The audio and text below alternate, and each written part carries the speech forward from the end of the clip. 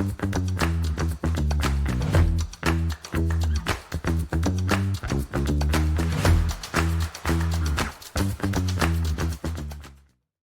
we're going to start out by welcoming you to the podcast, and we'd love to have you introduce yourself a little bit and tell us who you are. Hi, everyone. My name is Danielle Stead Blanton. I am the founder and owner of DSB Legal and Strategic Advisors. We are a full-service legal and strategy firm for female-founded businesses, and we particularly love working with those founders in the health and wellness space, the aesthetics, medical aesthetics, creative, and service providers. So if that's you, we absolutely want to be your best friend because we want to make sure you are legally protected. The strategy of your business is supporting you and your growth. Your operations are flowing and you are able to truly have the business you want to then also be able to step out and live the life you want. Because we here are moms, we are former collegiate athletes, we are bakers. We want to live our lives and we want our businesses to help support that. So I am so grateful to be here and thank you both for having me. Yeah. I was so excited for this conversation because the legal side of running a business is so important, but I often think we get so busy that it gets overlooked sometimes. So I was really excited to have this conversation with you today. Yeah, this is good. I am so excited. And I loved that it was like moms and bakers. I'm like, yes, we're both moms. I don't bake, but I am a mom. Yeah, no, my husband bakes sourdough occasionally. I'm not a big baker. I'll do birthday cakes in a pinch, but that's kind of it. I'm an aspiring sourdoughist, but I've at this point just been like, you don't have time to wash your hair every week. So I think the sourdough is like not for you right now. So the good thing about sourdough is you can leave it in the fridge and kind of ignore it for some time. And it's still robust enough to manage to do something with when you get time. It's my kind of girl. Okay. Yeah. Perfect. Okay. So let's start out kind of by talking about how do you work with MedSpa business owners specifically? So what do you know they need to do? What do you help them do? Give us the rundown. Yeah. So I am fortunate enough to get to work with MedSpa business owners at a couple different touch points. And I'd say the most common there's usually three. The first is that you want to start a med spa, or you are maybe a doctor who is really interested because you've read the Wall Street Journal article, how lucrative it is to start a med spa, and you want to learn about it. Every state has different requirements. We are licensed in so many various states here, and we're also certified to do HR and employment work in every state in the country in my firm. And so usually people are approaching us about licensure requirements, understanding how to open it. Do I open an LLC? Do I open an S Corp? What about equity? What about funding? What about loans? And so we walk with them through the formation process to ensure that they're legally compliant, because it really isn't just enough that's like, you're not Elle Woods, you're not just going to go to law school one day and open a med spa. Like there's so much that goes into it. So that's really touch point number one. Touch point number two is when you realize, oh heck, sorry, I use my full vocabulary. Oh heck, I don't want to get sued here, and I don't have great consent forms. And I just downloaded this consent form off of Etsy, and now this person's not happy because they had a reaction to a peel or an injection or this or that, right? We've all been there. We all know exactly what I'm talking about. And so we help them custom draft consent forms for every modality, every treatment. Maybe you're bringing in a bunch of new machines or treatments. Maybe you're bringing in a new practitioner who offers something that you never did before. And so we're custom drafting both the consents. Maybe you have a membership, or making sure you have a membership is rock solid and steady with FTC requirements. And it's all the business contracts that go to owning a business in general, but particularly in med spas. But there's a lot that goes into it that we want to make sure you are covered.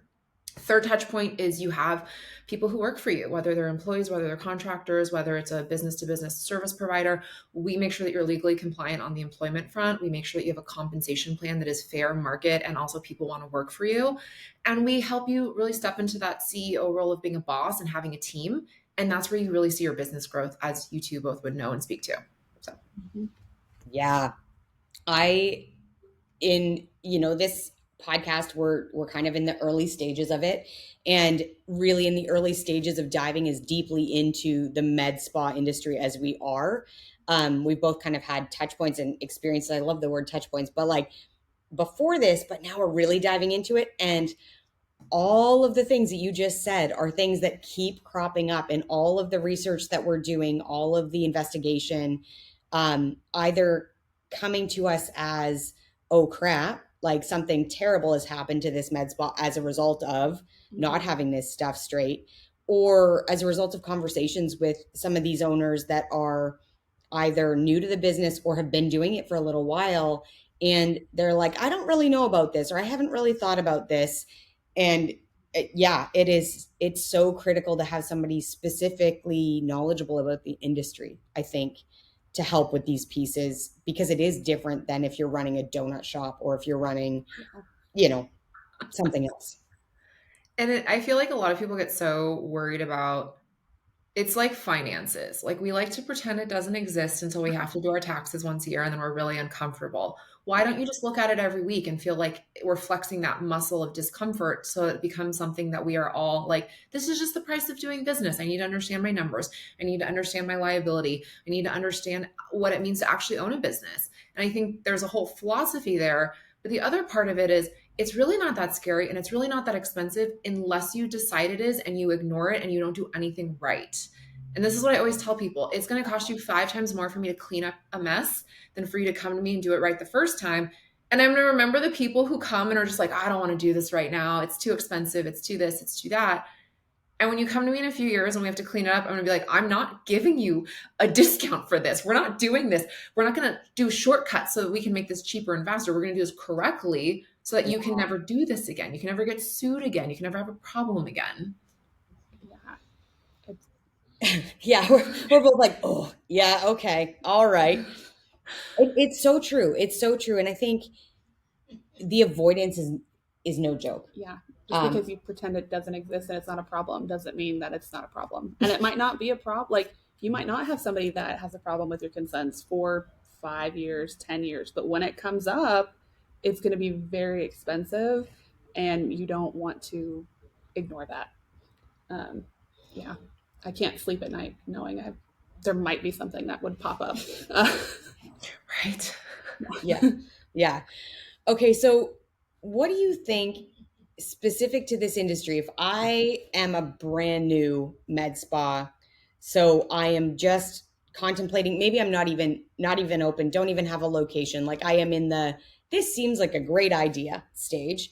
Mm-hmm. What do you think they need to know? What do you need to be like, okay, no matter what, these are the actions you take, or maybe more importantly, these are the questions you ask of whoever you're going to deal with so that you're getting it done right to the best of your abilities? Yeah, no, this is a really great question because I think a lot of people see like the shiny lights of some of this industry and they don't realize like it's like any other business, like how much hard work goes into a successful business that you feel comfortable in, that you're not like Tara's like staying up at night, like, oh my God. So yeah. I think what's really important is if you're going to open a med spa, you need to understand either do you get to legally own it? Do you need a business partner who needs to support you based on state requirements? Can you even actually open a med spa? Like, I think that's the most important thing ever, is that so many people are like, oh, I am a nurse practitioner and I have this doctor that's my medical director, but he doesn't have an ownership in it. And I'm like, you can't do it, right? State specifically, but a lot of them, I'm like, you can't do that. And so it is also like, what are you defining as a med spa? What are you offering? I mean, it's the pretty typical like injectables, lasers, like where does your state allow you to do certain treatments? And then I think there's a huge crossover into what you do, Sam. It's like, can you actually make money off of this? Like, what is your business model?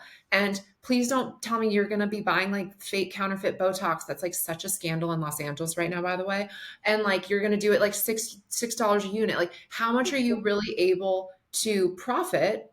What's your spend going to be like? Are you going to sell membership? What is your business model? How are you going to pay people? And I think when you're just like, what's my one piece of advice? It's like, be really freaking prepared. And, as entrepreneurs, we're so used to like quick action, quick decisions. I'm going to go do great stuff tomorrow.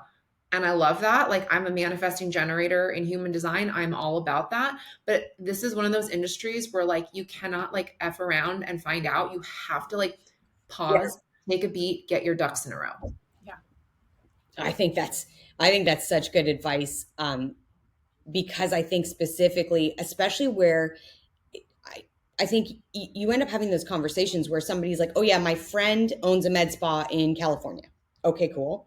And I'm in Texas and I want to do it here. And I just assume that chit chat we've had, it's the same. And I think even just understanding how different the legislation is state to state to state, is really important. And I think there's probably people that aren't even checking that before they get going, and arguably probably operating in not the best way, I would be willing to bet. Yeah. Or they're having that chit chat and looking so far ahead at, oh, my friend in California has this med spa and they make $1 million a year. I can do that. I want to do that. And not looking at, okay, well, what did they do to get to that point? And what were Yeah. all of the steps that they took? Because I think so often it's easy to just see that end goal and not really dive into the little things that go into building that.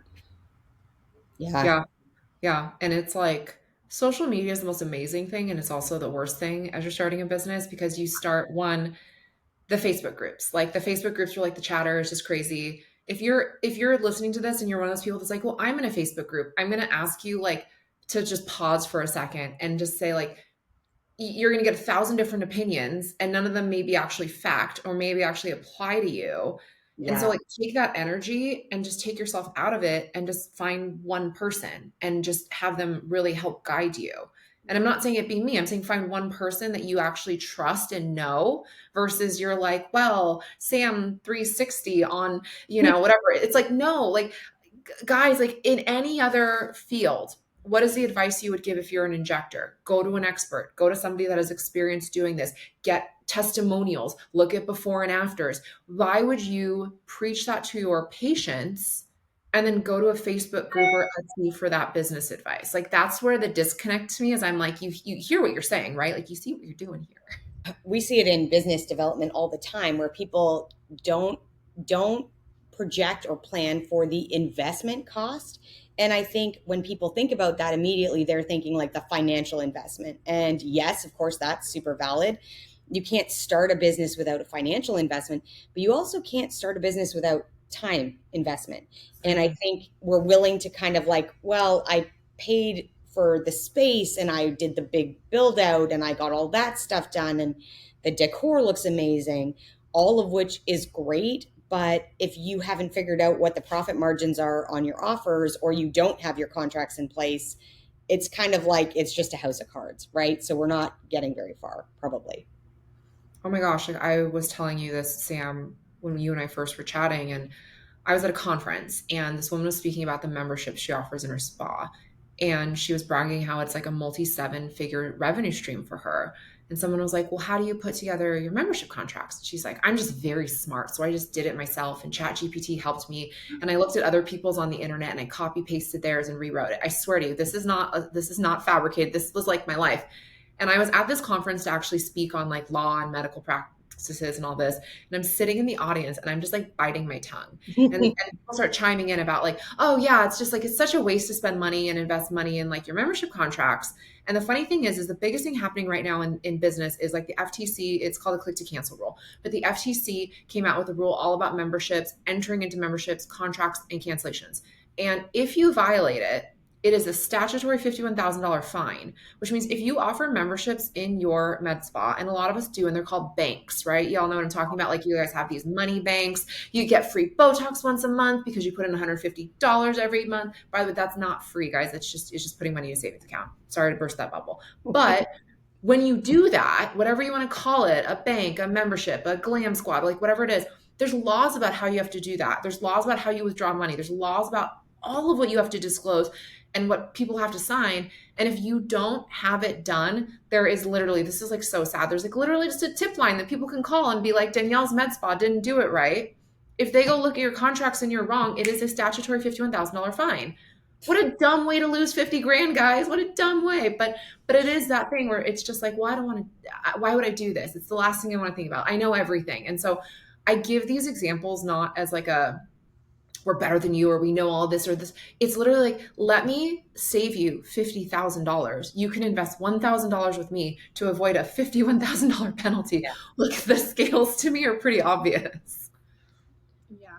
Well, I think of course, like you do need to hire somebody smarter than you, right? Always. I'm not going to get you to do the injections. That feels like maybe not something you're super excellent at, but I will get you to do the contracts, right? I will get you to help me on the legal side. But hire the experts. And we talk about this constantly.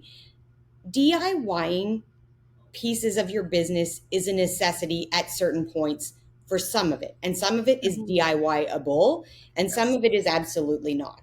And you have to be really hyper aware of where you're choosing to decide you're excellent at things. And if you're not good at, as a lawyer, you're not a great injector, cool. Maybe that's not what we do. If you're not a lawyer, maybe you're not writing the legal documents that are supposed to support you in court if necessary. AI is not a replacement for your lawyer. Obviously, like in marketing, AI has come up a lot too about it trying to replace what like a marketing agency does, what a lawyer does, what trying to use it to replace all those things, but it's not there yet. It's not there in the foreseeable future either, because you still have to know what is crap. Like you still have to weigh through that. Like you can use it as a tool, but you still have to know what is right and not right. And also ChatGPT makes stuff up. I've heard of all sorts of things. The other day I heard of a lawyer say that they knew someone that used AI to help write a brief for a case, and the sources they cited, AI had just made them all up. Whoopsies. Yeah. And so it's not your lawyer. Don't do that. Don't AI your lawyer. That seems like good advice. Just in whether you're a business or a person, don't do that. That seems bad. Oh, okay. I feel like there's another like point with contracts that people get really stressed out about that comes up that I want to like chime in on is I know, and I'm not trying to throw any manufacturer under the bus. I'm not going to name names about that. However, you're going to get certain products from your reps and from manufacturers, and they're going to give you waivers. And if you actually read the waiver, friends, what people are signing is they are disclaiming liability against the manufacturer, not you as the provider. And I see this a lot with, there's a very, very popular brand right now of Peel, and they provide you a consent waiver as part of your packet. And it is, one, it's a terrible waiver for them. And it's on like a really cute stylized piece of paper. And they say, oh, have all your clients sign this, or patients, sign this. And if you actually read it, you as the patient are saying, I agree not to sue Peel company, not I agree not to sue or hold responsible practitioner. And I think that's a really important thing to know is even if you get a form from a manufacturer, they are trying to cover their butts extra.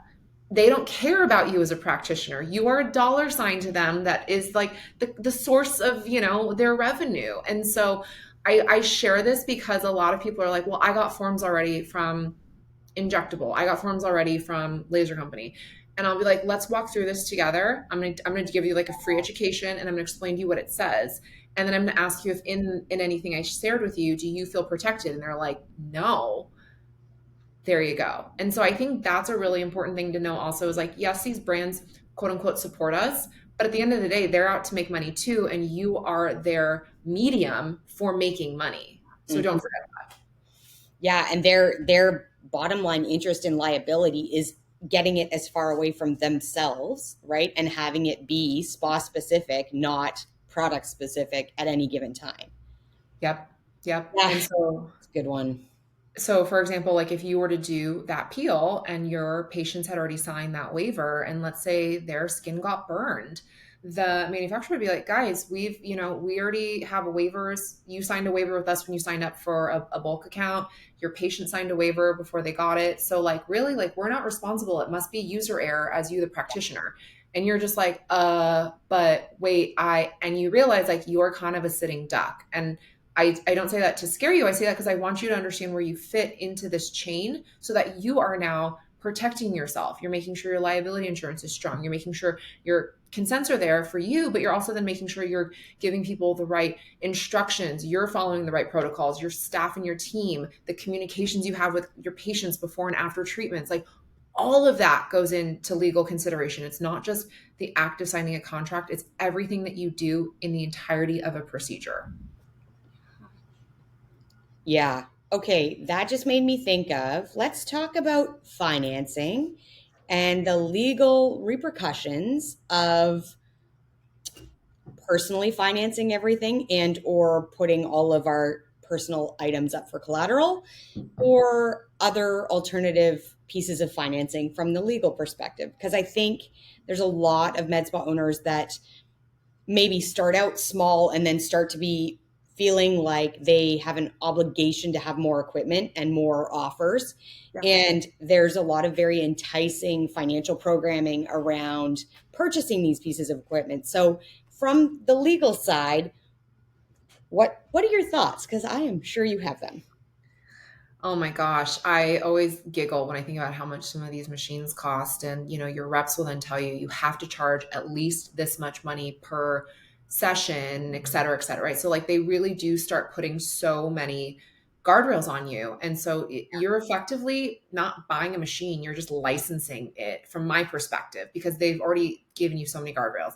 And now the next thing is you're just like, WTF am I going to afford this $100,000, let's call it a laser, right? Yeah. And what's going to happen in traditional financing, because I'm sure you talk through with all of your clients, is that you're maybe going to say like, oh, I have an LLC, so I'm going to finance it through the LLC. And they're going to be like, that's cute. Your LLC was born 3 weeks ago. Your LLC technically has no business credit. So fun fact, a little education here. Part of the reason you have what's called an EIN, your employee identification number related to your LLC or S Corp, et cetera, is it also helps you build business credit. And so it helps you establish how long you've been in business. And if credit cards that are tied to this EIN get paid off, you have better business credit. If loans that are tied to your EIN get paid off, you have better business credit. If you're a baby business and you opened an LLC 3 days ago on LegalZoom, and you're like, I have an EIN, I'm not liable. Friend, I'm here to burst your bubble. I'm so sorry. I love you all, but that's just not true. So now they're going to ask you to personally guarantee it. So now, even though I have an LLC and an EIN, and I think all of my cares and worries are gone, they're still going to make me, Danielle, personally guarantee this $100,000 laser. And what's going to happen from that is they're going to say that you, Danielle, are now responsible, which means the roof over your head and your shoe collection in your closet and your kids' preschool tuition are all now up for grabs if you are not able to pay off the monthly loan amount on this laser. And so from a legal perspective, it's really hard to protect yourself, because even if you do have an entity, an LLC or a corporation that is giving you that legal liability protection, it's not giving you the financial incentives that you think it is. And so you are taking on huge risk by just accruing all of this. And then you kind of think about your debt and you're like, well, I don't really mind if my business has debt. It's still technically being run through your credit. And so if you are somebody who maybe is looking to buy a house and you're just like, my LLC has 17 different machines and all the loans are through that, again, it's still going to impact your personal credit. And I don't think people recognize this. And so I see businesses go bankrupt, unfortunately, regularly. And they're like, oh, well, I'll just take the L on the LLC. And it's like, that's just not what happens, friends. It's not a clean break. No, it's not a clean break. It's much more complicated. Good cautionary tale to be like, hey, again, something worth having this discussion with your whole advisory team, which you're not going to have in-house counsel. You don't need to have a CPA on staff, but you do need to have a relationship with somebody that you can say, hey, can you please review this and give me the rundown of what am I getting into? What does this look like? And what's your advice with the experience and knowledge that you have in the industry? That's the other piece, right? Is somebody who's been doing this for a long time with multiple clients that are in that similar boat gives you a much better informative decision to be making those. If you do choose to do it, you're doing it informed instead of without the knowledge that you need. Flying in the wind. Yeah, exactly. Exactly. Yeah. Trying to think of the other main question I wanted to ask you about was, as med spa, so okay, we're past the point of a baby med spa. We're not just at the new stage anymore, but now we're scaling. Things are going. We are generating revenue. And we did talk a little bit about the memberships, but at that point of scale, is there something that you see for those business owners that you think we need to be careful as we're getting bigger, maybe it's from the staffing side of things? What do you see on the legal front there? Yeah. So the word scale to me in med spas really implies people. It really implies growing your team. And I think that actually, let me say there's two things. There's two things that I see happening a lot right now. One is mentorship and advanced training, right? And that's a really great revenue stream for your business, but that's not necessarily a way to scale your business. So I guess I'll make that distinction. The second thing is, which segues into it, is expanding through teams and people. And I think this is where the industry is really having a reckoning right now. I think the entirety of aesthetics and wellness and personal service providers are really having a reckoning. Here in Los Angeles or California, excuse me, we had what's called AB5. It was the big rule about what's an employee, what's a contractor, and making those huge distinctions. And I think what's really curious and key here is how we are classifying our team members and how we're treating our team members and how we're paying our team members. And this goes back to what I said earlier, is I think a lot of people hear the word med spa and you hear, oh, you can make $1 million. Okay, great. That's your top line gross receipts. What's your take home? What is your net? Your net might be 5 cents, friends. Like, and if you're a smart owner, you're doing write-offs, you're paying people, you're taking advantage of tax breaks and incentives, like maybe 5 cents is actually the win, right? But I think where we're kind of missing the mark is that to truly scale a business, you need really good people. And I'm experiencing this in my own business right now. I was sharing this with you guys off recording. It's like I've just grown my team by 4 people. And in that, I have to make sure that every person who is serving a client is doing it to the standard and the caliber and the efficiency that our clients come to expect. And so if you are looking to scale a med spa, a lot of people automatically assume location 2. That's the first thing people say. I want location 2. I say, great. Do you have the people to support it? Well, I'm just going to hire. Okay, but you're just going to like grab people off the street and give them a needle? Like, are you going to put them through advanced training? This is a branding question. What does it mean to work for you? What do people know your business for? Are you natural results? Are you trendy? Are you timeless? Are you casual? Like, you really have to identify that. And hiring is such a bigger discussion of that, but you have to hire the people who are going to support your business. You're not just going to hire the people who have a big TikTok following. You can't just hire people who are cheap. You can't just hire people who are your friend's cousin, right? So like, to me, like the legalities of what's going to go into this is also more the strategic side of the work we do with our clients. And then it is also saying, and every state is different, how can we legally hire this person? Can they be a contractor? What does that look like? Are they commission only? Well, in this state, this is allowed. In that state, that's not allowed. Commission only might be allowed if they do sales. Are they selling? Like, we have to really look at every detail of your state law. And also, if you're going to do something as simple as, I want everyone to wear branded scrubs, they're an employee. I want someone to be able to work at night, they're an employee. Stop screwing around with this. I don't want to classify people properly. Don't open a business. Like, I will just die on this hill. Like, you have to pay people well. You have to make sure they're trained and they're educated, and you have to do it right. Because one angry employee, that's a wage and hour claim. And that's, again, like a statutory $10,000 per occurrence. If you misclassify somebody, they can go, telling you to any sort of state employment division. We work with a lot of women. We got to be careful with FMLA, pregnancies, maternity. Like, so there's so many little things to think about. And it's not just, I'm going to scale my business. I'm just going to hire some like Joe Schmoes off the street. It's strategic. It's legal. It's ethical. It's also like, if you were treated this way as a practitioner, would you even want to work in this business as well? Oh, I love that one. Yeah. I think if you can't afford to hire someone properly, you cannot afford to hire. And there's probably a bigger conversation of pricing and just all of that stuff with cash flow. Yeah, it is. Time and time again, we see the same things. Like, I see the same things with business owners that are arguing about their 1099. And I'm like, they are not a 1099 when you dictate that you control every aspect of their job. It doesn't matter. You're dictating, they're an employee, period.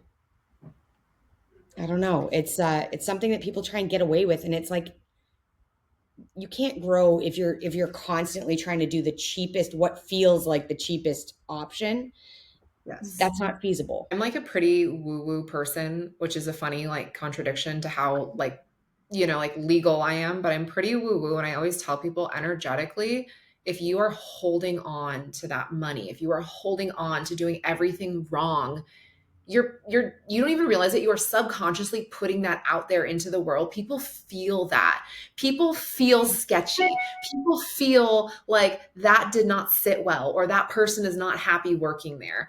When you treat people well, when you do everything above board, even when you tell your patients, I'm going to have you sign these 3 documents. I know you already did some online. I'd like you to sign these. These just cover all of our bases. They're clear communication for everyone. We want you to feel comfortable. I feel better. I feel better knowing I'm with a business owner that's taking all of this, the detail to do these things. And I would rather go to somebody like that. And I know I might not be in the majority, but I will tell you, you don't want the reputation of that's the sketchy med spa. Like, you might make a lot of money, but you're a sketchy med spa lady. Like, that sucks. No. Yeah. Yeah. I would feel much safer signing 10 consents than going and signing a sticky note that says, okay, this is Go ahead and treatment. stab my Like, face. yeah, It's fine. no, and I think on the consumer side, like, they're happier too when you have all of those things in place. Yeah, and I agree too. What you put out will come back to you. So make sure it's good things. Yeah. Yeah, be nice. Just be nice to be. I think be a it's good like human. be a good human being. Treat Yeah. people as you want to be treated. I mean, that's a pretty basic one we've all heard since we were little. It holds in business just as well as it does in your regular day-to-day operations. Is there anything else that you think, no matter what, before you leave, you want to make sure our audience hears this? Is there any other piece right now that just is like grinding away that you're like, no, we need to talk about this too?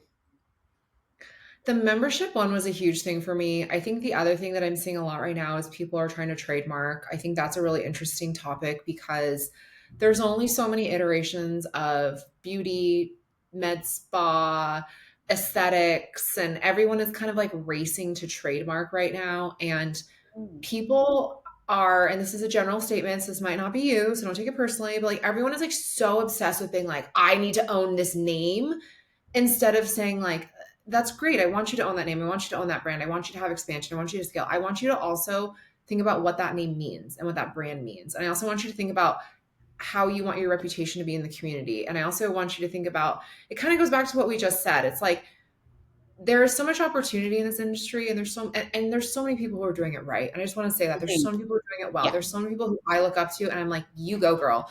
And then there's other opportunities that we can grow. There's glows and grows, right? And so really focus, like, if you have, let me just say this, if you're starting a business and you have $1,000, invest it in financial and legal, and then start maybe looking at branding, and then invest it in employment.